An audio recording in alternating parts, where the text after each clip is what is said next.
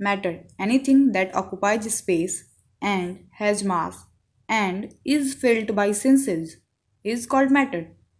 जो कुछ भी हमारे आसपास है, जो कुछ जगह छेकता है और उसका अपना वजन है, उसको हम मैटर कहते हैं।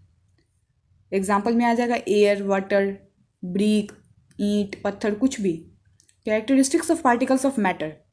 मैटर चूँकि बहुत छोटे कणों से मिलकर बनता है तो उनके कैरेक्टरिस्टिक्स के बारे में हम जानेंगे। सबसे पहला कि कोई भी मैटर बहुत छोटे कणों से मिलकर बनता है, यानी कि made up of टिनी particles. Second, having space between them, उन सभी कणों के बीच में कुछ जगह होते हैं। कंटिन्यूअसली मूविंग, और वो सारे पार्टिकल्स लगातार मोशन में रहते हैं। अट्रैक्ट ईच अदर, सभी पार्टिकल्स एक दूसरे को अपनी ओर खींचते हैं। States of matter. मैटर को मैंने यहाँ पे 3 भाग में बांटा है on the basis of physical state. पहला solid, liquid, gas. Properties of solid. Solid का क्या प्रॉपर्टीज है? सॉलिड का क्या प्रॉपर्टीज है तो हम पढ़ेंगे fixed shape and size. Solid का फिक्स्ड शेप होता है और साइज होता है। एंड अ फिक्स्ड वॉल्यूम, उसका वॉल्यूम भी फिक्स होता है।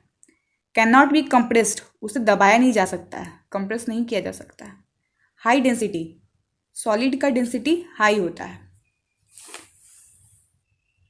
Intermolecular force of attraction between the particles of solids are strongest. Solid के पार्टिकल्स के बीच में जो इंटरमॉलिक्यूलर फोर्स ऑफ अट्रैक्शन होता है वो बहुत ज़्यादा होता है, strongest. Intermolecular space between the particles are least, और जो स्पेस होता है इसका मतलब कि इंटरमॉलिक्यूलर स्पेस, दोनों पार्टिकल्स, हर पार्टिकल्स के बीच का जो जगह होता है वो बहुत कम होता है, लिस्ट होता है। किसमें? सॉलिड में। अब आता है properties of liquid. No fixed shape, definite volume, incompressible, intermolecular space is more than solid particles. पहले इसको समझते हुए चलेंगे। नो फिक्स्ड शेप मतलब इसका कोई फिक्स्ड नहीं होगा। आप तो देखते ही होंगे कि ग्लास में पानी डाले तो उस आकार का हो गया, बाल्टी में डाले तो बाल्टी के जैसा हो गया, बॉटल में डाले बॉटल के जैसा हो गया। डिफिनिट वॉल्यूम, उसका मगर डिफिनिट वॉल्यूम होता है। अगर 1 लीटर दूध आप बाल्टी में भी डालेंगे तो वो 1 लीटर ही रहेगा। 1 लीटर दूध अगर आप जो है सो किसी ग्लास में डालेंगे तो ग्लास में ही रहेगा, बॉटल में डालिएगा तो बॉटल में ही रहेगा, मगर 1 लीटर का 1 लीटर ही रहेगा।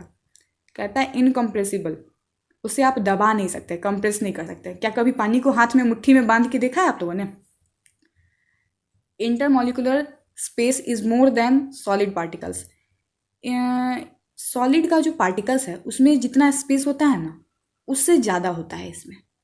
सॉलिड के पार्टिकल्स बहुत ज़्यादा सटे सटे होते हैं, ये थोड़ा सा हटा हटा रहता है, ठीक ना। तो कहेंगे कि इंटरमॉलिक्यूलर स्पेस क्या है? ज़्यादा है। किसके अपेक्षा में? सॉलिड के अपेक्षा में।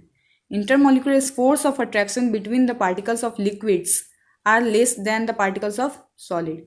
कहता है लिक्विड के बीच में, लिक्विड के पार्टिकल्स के बीच में जो फोर्स ऑफ अट्रैक्शन होता है वो कम होता है कंपैरिजन टू सॉलिड के पार्टिकल्स में। अब आता है properties of gas. Properties of gas में आएगा neither a fixed shape not a fixed volume, नहीं तो इसका फिक्स्ड शेप है और ना ही कुछ फिक्स्ड वॉल्यूम है। कैन बी कंप्रेस्ड इजीली, और वो इजीली दबाए जा सकते हैं। जैसे बलून में आपने हवा भरा और उसको आपने हाथ से दबाया तो वो दब गया ना। वेरी लो डेंसिटी, बहुत कम डेंसिटी होता है इसका। Intermolecular space is the most among solid and liquid, और जितना भी इंटरमॉलिक्यूलर स्पेस रहता है गैसेसियस पार्टिकल्स में वो बहुत ज़्यादा होता है, सबसे ज़्यादा होता है। किसकी अपेक्षा? सॉलिड और लिक्विड की अपेक्षा। Intermolecular force of attraction is least among solid and liquid, और जो इंटरमॉलिक्यूलर फोर्स होता है किसके बीच में? गैस के पार्टिकल्स के बीच में जो इंटरमॉलिक्यूलर स्पेस होता है वो बहुत कम होता है सॉलिड और लिक्विड के कंपैरिजन में।